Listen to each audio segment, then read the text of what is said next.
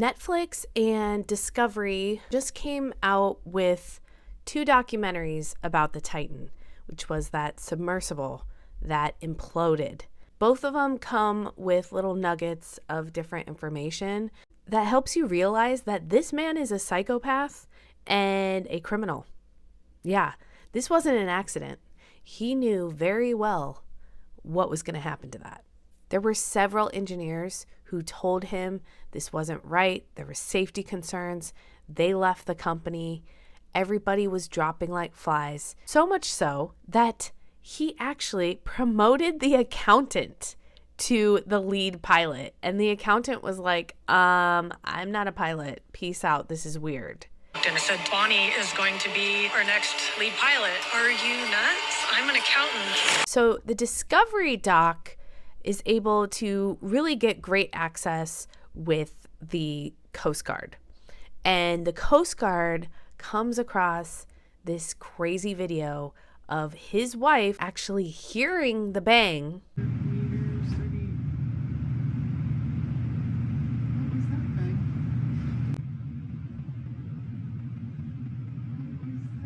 Oh, and by the way, see that controller? Yeah, that was a PlayStation controller. This whole thing was very makeshift.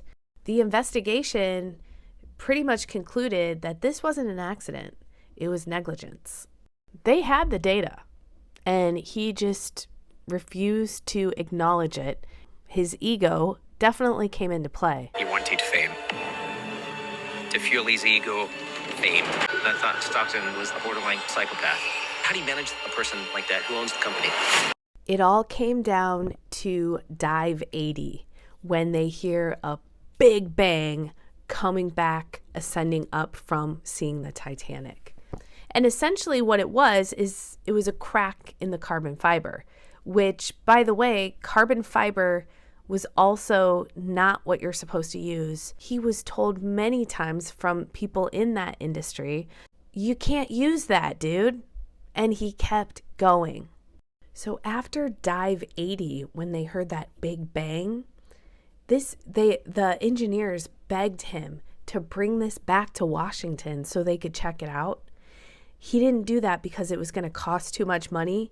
Instead, he stores this thing in a parking lot with sub-zero temperatures in Canada over the winter.